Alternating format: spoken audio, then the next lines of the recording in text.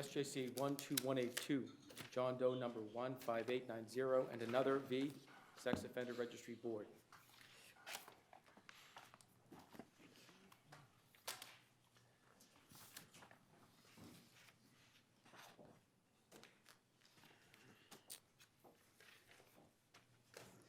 Good morning, Your Honors. Andrew Crouch on behalf of the two John Doe plaintiffs in this consolidated appeal before this court out of the Sex Offender Registry Board. This case involves, as Your Honors are well aware, an attempt by the board to reclassify to seek to reclassify two individuals who are level 2, and in that failed attempt afterwards, they then decided to put these individuals onto the board's website.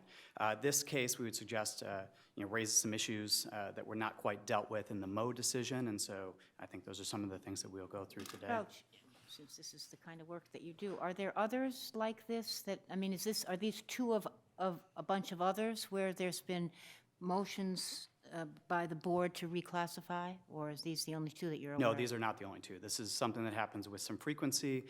Back 5-10 years ago, it usually would be individuals who had new offenses, but more recently, the appeals court, had its decision that said that the board's own regulations and the way the law previously was provided for that has now changed. So now the board has very broad authority, as Justice Krupp said below, to seek reclassification in any case that basically has any information the board deems important relating to somebody's risk of recidivism or degree of dangerousness. And that, as I would suggest, is very broad discretion. It's only what I'm going to refer to as the old level 2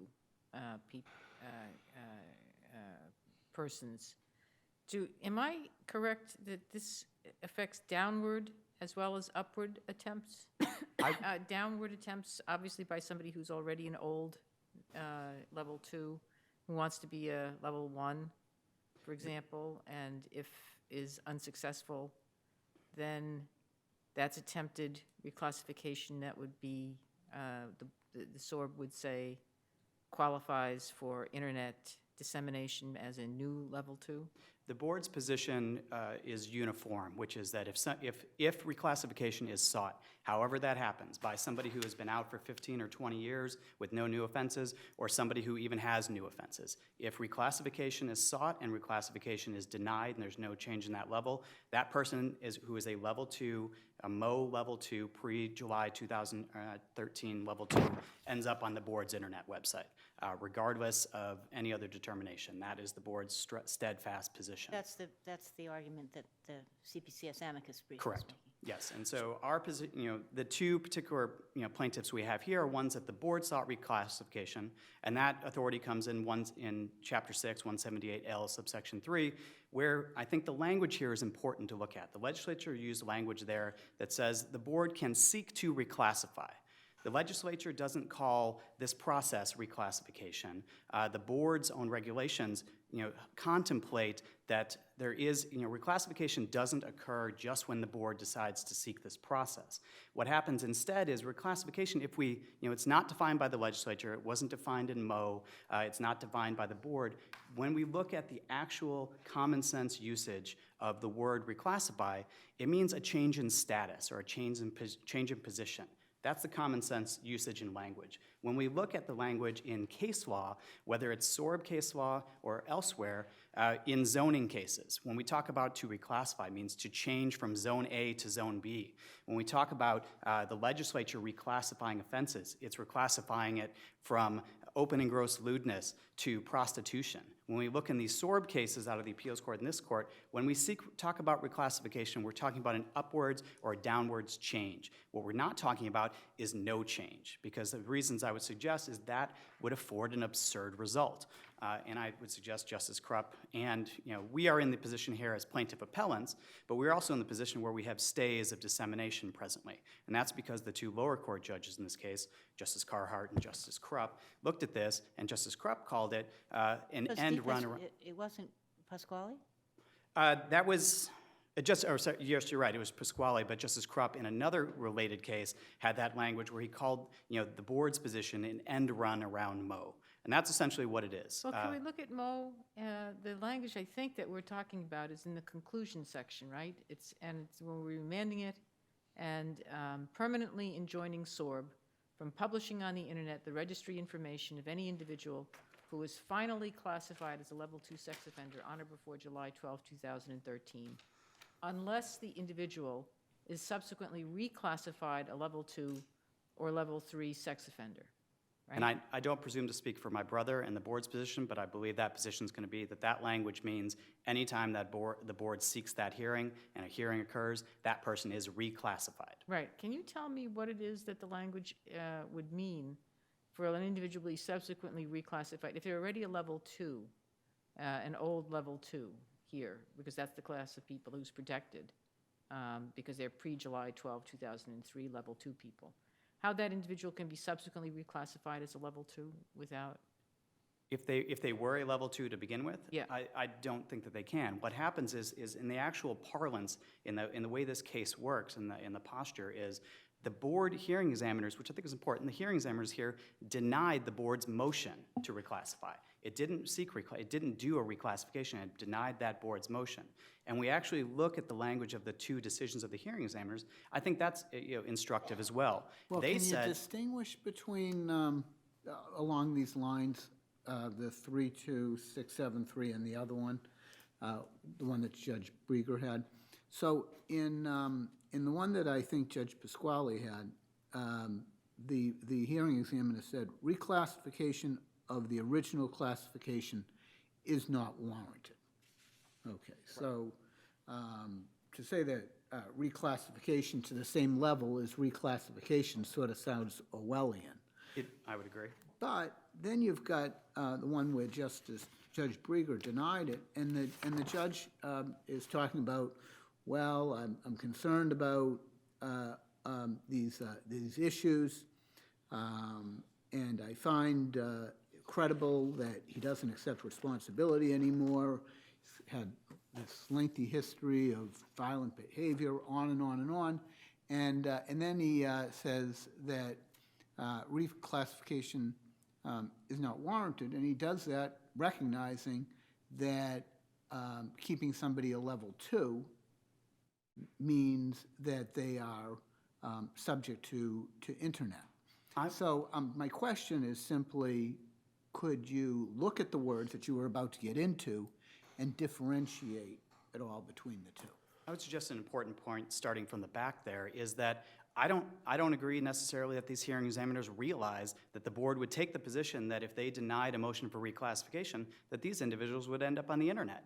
I think this is sort of what the Moe decision talks about, with reliance by these particular offenders on their prior level 2 status. And also here, the hearing examiners have no reason to know that the board is going to say, put those people online, or else they might come up with a different decision. But I will say that in my long time of practice in this area, I've never heard of the board, where the board has sought reclassification upwards, a hearing examiner reverting and dropping somebody's level. I don't know that that has ever happened. Change the analysis for what level somebody should be after the statute was did the board change the analysis for who gets to be a level 2 after the statute was amended? Is it the same analysis as it was before? It's a little complicated because it is sort of the same directive from the legislature, but the board has recently, within the last year, updated its regulations to sort of, as this court has often said, it had not updated its regulations, so it's changed a little bit. Do they determine when they have a hearing on reclassification whether that person's information should be disseminated on the internet? Is that part of the consideration? That is an argument we raised in the brief. It's one that was preserved below, but it's one that the board does not undertake. It is not. They basically take a 2-part analysis in their view. It is, what is the risk of recidivism and what is the degree of dangerousness. There is no contemplation, as this court has talked about, a level 2.5 or a level 1.5. We don't get into those. The board doesn't get into those sort of gradations. We would suggest that perhaps they should, especially as the adverse consequences of internet dissemination are just so harsh and so terrible. This is an important point. When we look at the language reclassified to level 2 in Mo, I get your argument that reclassification means downward and upward, it doesn't mean sideways. So is it your position that reclassified, just now isolated to a level 2, means someone that was a level 3 under the old statute who had to register, who was subject to internet dissemination, they go to a level 2 under reclassification, and they fairly now have to are subject to internet dissemination? I would, for purposes here, I would concede that, yeah, because that is a change, that is within the straightforward statutory language, our common sense interpretation. If you go from a 3 to a 2, if you have a 3 from 2005 and in 2016, 2017, 2018 end up as a 2, I don't think you're protected by Mo. I think that's pretty clear. And 2 to 2 is not a reclassification. It's, 3 to 3 is not, 3 is a separate thing, but it is not, it's not a change. As you said, it is a lateral move. It is a sideways move. And that is just, besides the absurd results, it just doesn't mesh with the language, doesn't mesh with case law. I just don't think it makes particular sense. When the board seeks to reclassify, does the hearing officer have the authority to drop it? That's not entirely clear. I would suggest that if we look at 178L subsection 3, it's not really contemplated that a downward departure would occur. It is all in the context of a referral made by a district attorney, a referral made by a police department, or the board on its own information that there is some sort of increased risk of reoffending. And in my, as I said, it's not really in the record, but in my experience, it doesn't happen. So it's your view that it's essentially an allowed or denied decision? Correct. And when that is, the reclassification is being done, is it being done pursuant to the new clear and convincing standard, or were these done under the old preponderance standard? These were done under the old preponderance standard, which even in that standard, the board didn't meet that standard to reclassify these They particular. were done because it was, the hearings were before the September Correct. 15? Yes. Or whenever that Yes. case came out? And so they were under the old standard. They would now presumably be under the new standard for reclassification, or just classification generally, but they didn't even meet that standard. And so When was the statute changed to make whole bunches of things be grounds for reclassification? that's a good question. I think it may have just been in either the original language or this reclassification has been a right for quite some time. Right, but you said at the beginning that after the appeals court had said something about a crime, that the legislature had amended the statute. I think that, and this is part escapes me, whether it was the legislature or the board's own language, that case was, Oh, I see. It was because it was based on the regulation. yes, and so that has changed things. But what we are asking the court to do today is to take a straightforward, common sense look at what reclassification means and make a determination. As we've talked about the entire way the board classifies people, make a determination that where reclassification is sought, however sought, whether it's by a petitioner or by the board itself, and no change is made in the status, in that situation, reclassification has not occurred, and for purpose of Mo offenders, those who are classified before July 12th of 2013, that if that status level for level 2 offenders is not changed, those individuals cannot be subjected in an end around to internet dissemination. Now, is the board, with regard to those already classified, is the board holding new hearings under the new clear and convincing standard and essentially revisiting them? I think the board is seeking, and the board would have to speak to its particular cases, but there are petitioner cases that are being brought for individuals who are seeking reclassification, though frankly, in my experience, again, those cases are always being withdrawn now because there is this fear of internet dissemination, because that's what the board is doing. If you are an individual who's been in the community 10 or 15 years, and you're out there seeking reclassification, and the hearing examiner, for whatever reason, the particularities of the offense, whatever it might be, decides to leave you at a level 2 and you're a level 2, you suddenly have your life upended. And so that is a major problem you find yourself online and under the board's present interpretation. Can I ask you, are you in agreement with the CPCS amicus brief? On which particular, there's quite a few. Well, I know, I'm just saying, does it accurately reflect your views as well? I think that there are some points of that brief that go beyond what's necessary in this case. I think amicus briefs can always be instructive, but I think I'm more comfortable saying specifically with regards to the arguments we have brought, I think that's as far as this court necessarily needs to go. Right, but at the beginning of your brief, you mention in like the first something, the idea of the petitioner, I mean, the sex offender bringing motion. And you also talk about appeal after remand, and I just wonder if you could, I understand that's not at issue, but what did you mean by that? I mean, I have many of these cases ranging back to DO 151564, where those cases are, where individuals who are classified before, and for whatever reason, their case may or may not have been remanded. My understanding is this is an issue for another day that's percolating through the appellate system as to whether or not. But I just don't understand what the problem is. I understand it's not at issue here, but what you referenced it, and I wasn't sure what you meant. Sure. That is it's a complicated issue, but for that, the argument that is being raised in those cases is that for individuals who had their original classifications before July 12th of 2013, who for no reason or no fault of their own later on, either the standard has changed or the board didn't give expert funds or didn't take into account age evidence, those individuals are, to my understanding, arguing that they should be also considered pre-Mo because of no fault of their own.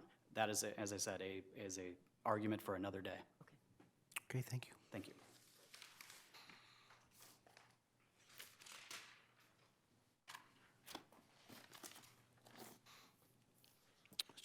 Mr. Bossy, good morning. Good morning. May it please the court. John Bosse for the Sex Offender Registry Board. In these cases, SORB received new information relevant to the offender's current risks to reoffend and dangerousness. So there's nothing wrong with trying to get a higher classification, but you lost. You didn't. Well, Your Honor, with respect to DO 15890, the hearing examiner did find that the board's evidence was concerning and... But you still didn't get a reclassification. We didn't get a reclassification to a level 3, but... That's what you were seeking. That's correct, Your Honor. But once the reclassification hearing commences, it's a de novo hearing, so the individual could be reclassified to a... So all is, so just by participating in the hearing, you lose any status you had as a Mo 2? That's correct, because... On what theory is that based? Well, based upon the fact that SORB reclassified based upon new information that was relevant to the... No, we understand that your argument that that you had good faith to go forward, but what about the case where are we supposed to look at cases where you had more evidence to move reclassification versus cases where you had less evidence? Or shouldn't we be looking at the bottom line? Did you get, in fact, reclassification? Change in status. Right. There was a change in status because even though it wasn't enough to reclassify them to a higher level, they were reclassified to a level 2 because... Do you see that there may be some issue about whether that is an end run around Mo? We don't believe so because the SORB has implemented procedural requirements into its regulations that govern the reclassification process. It's multiple layers to the reclassification process. I looked at the evidence of reclassification here. As I understand it, you were one piece, and I forget which one, but was for terminating his... Sex offender treatment. Right, because he couldn't pay for it, right? Well, Your Honor, the SORB in December of 2013 received information from DO 326-573 social worker. She stated that he was terminated from the sex offender treatment because he was late for his appointments on multiple occasions. He didn't show up on multiple occasions, and he made no effort. Wasn't there a funding problem? There was also a funding problem, but the reason why he was terminated from the treatment program was because he made no effort whatsoever to participate. And you mentioned about failing to register, but the case was dismissed, is that right? It was dismissed, however, as you are well aware, in the administrative hearings, the rules of evidence don't apply, and the hearing examiner found credible the Worcester Police report that he failed to register as a sex offender, and the hearing examiner also found credible that while serving his jail sentence on his underlying... The examiner did not change the level. And we respectfully... Denied your motion, correct?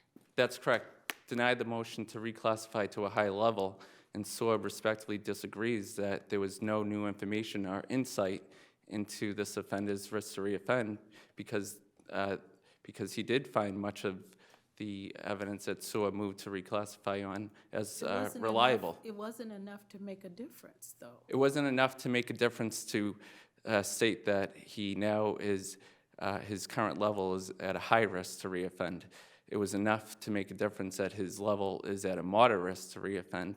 And as a result, post July 12, 2013, SORB is statutorily mandated to publish this information on the internet. So when you move to reclassify, let's imagine John Smith, okay? So you move to reclassify John Smith because you claim that John Smith is now more sexually dangerous than he was before.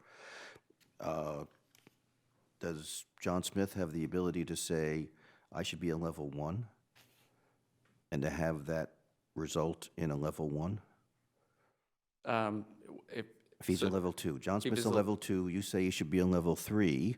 At that particular hearing, can the hearing officer said, I've listened to what John Smith has to say.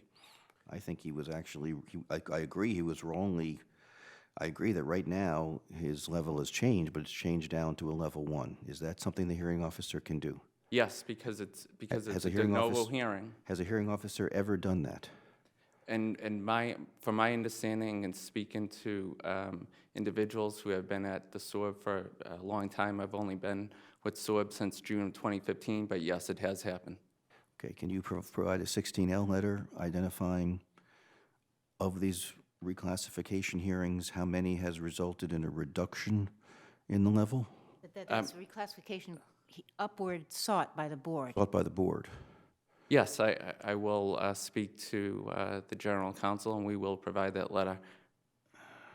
As far as the guts of Mo, it's all about fundamental fairness and equity. These individuals who received a level 2, they didn't have their names on the internet. And now all of a sudden there's a hearing, a reclassification hearing, and after the reclassification hearing, they're found to be in the same position as to level of danger and reoffense as they were before, but the implications are dramatically different. How come that's not a concern of fundamental fairness and equity under Mo? That's a good question, Justice Lowy, and I would answer it because the evidence in these cases support the fact that there have been changed circumstances, multiple instances of misconduct by each of the appellants in this case. So in this court, in August 2015, they stressed that an individual's classification level must represent their current risk to reoffend, and this new information represents their current risk to reoffend. But the hearing officer didn't agree. The hearing examiner, again, with respect to 15890, the hearing, we respectfully disagree with the hearing examiner's conclusion because You at the appeal it? same... Did you appeal it? No, but at the same time, the hearing examiner also found much of SORB's information to be relevant, and Appeal it? could we have appealed it? Yes, I believe we can. I believe it. I'm not... Can you address the chill where if someone who is a level 2, an old level 2, and they may think that they have a right to a level 1, but the argument that's raised, I think it was in one of the Superior Court judges' decisions, they may be chilled from pursuing their rights because they may think, well, now I'm going to have reclassification and have to be subject to internet registration or dissemination. Is that a concern? It is, Your Honor, Justice Gaziano, and after this court accepted the direct appellate review, SORB reviewed 22 cases, and these cases were individuals who were reclassified by the board from a level 2 to a 2, or individuals who petitioned the board who were level 2s and petitioned the board to a level 1. And as a result of this court accepting further appellate review, we have stayed the information on the registry. And upon further reflection and thought, we... How many people are we talking about? 22 individuals, Your Honor. So you think regardless of what we do in this case, you would not put if a sex offender petitions and loses, stays at level 2, you're not going to treat them as having to go on the internet? Is that what That's you're correct. So if they're a level 2 and they petition the SORB for a level 1, but the hearing examiner keeps them at that level 2, upon further thought and reflection, we will not publish them on the internet. The- How is that different from what these Because people are complaining about? it's different because SORB, when SORB moves to reclassify individuals, it's from a level 2 to a level 3. It's generally based upon very serious conduct. In a lot of cases, we see the offender committing a new sex offense, or in these cases, multiple instances of misconduct. And so, No, I mean, you're saying to me that if the hearing examiner does not change the classification, that you don't bother with that case. So how is that different from this case? The hearing examiner is not changing anything. well, it's different because generally when an offender who's a level 2 petitions the SORB for a level 1, there's no new information relevant to their risk to reoffend and dangerousness. Here, there was Actually, new. there is, isn't there? That they've spent a long period of time without reoffense, so there's new information. It's just information that's not the kind of information that you're talking about. with respect That to- warrants. You want to up it. The difference is you're the moving, the difference is who's the moving party for the reclassification. Correct, but You're saying you may not legally be required to stay, but you're going to do so as a policy matter. as a policy matter, that's correct. Help me to know what is happening with regard to those cases that have already been adjudicated with the new clear, but now have the new clear and convincing standard. Is SORB, imagine my imaginary John Smith, who in 2012 was found to be a level 2. Is SORB seeking new hearings under the clear and convincing standard, perhaps with the view that maybe that's too high and that under the clear and convincing standard it should be a level 1? I guess I'm a little confused with the question. So if we have the new clear and convincing Yeah, standard- is SORB taking the position, you mentioned that the clear and convincing standard that you're seeking to reclassify based on the clear and convincing standard, are you going back and looking at all the cases which have already been classified and seeking to reclassify them under the new higher standard or not? Well, we only seek to reclassify if there's new information relevant to their risk to reoffend and dangerousness. Okay, so if it's basically, if it's a person who's a level 2 under preponderance, you're not going back and saying, we're now going to hold new hearings under clear and convincing for that person, unless you believe the person is more dangerous. Correct, right. And for that new hearing, I assume it would be the clear and convincing standard that would now apply. That's correct, Your Honor. Has the board, I appreciate that you have new regulations. Has the board undertaken, we talked about this a year and a half ago, but undertaken any, in the meantime, research about the effectiveness of the registration process? In other words, whether it really does reduce recidivism and things like that? No, but we've addressed concerns of this court that the regulations have to represent the current scientific studies. No, I appreciate Right. that. I'm just interested in whether you have ever undertaken any study in terms of, we've got this whole big system, whether it really makes a difference. Well, no, but I would just suggest that it does make a difference because in many instances, we can't prove the negative. We can't prove how many sex offenses were prevented because Right, I understand that, because but I the mean, information I is think New York published. State has undertaken, right? Hasn't New York State undertaken some research in terms of the, I'm talking Yeah. about stuff that I was reading about a year and a half ago. But I guess I just think it's a field in which there has been some research about the effectiveness of the whole sex offender registration. And I'm just wondering if the board has ever tried to analyze that. I don't believe so, but again, I think it is very effective because we have a number of individuals visiting our website every day, and just based upon my personal experience, when you're out and, oh, who do you work for? Sex Offender Registry Board, and then, oh, well, they get into well, I have this individual who I now know is living in my neighborhood because of your website, and as a result, you know, I have young children, so I'd rather not have them go near that house. But, so it does work. Okay, thank you. Thank you.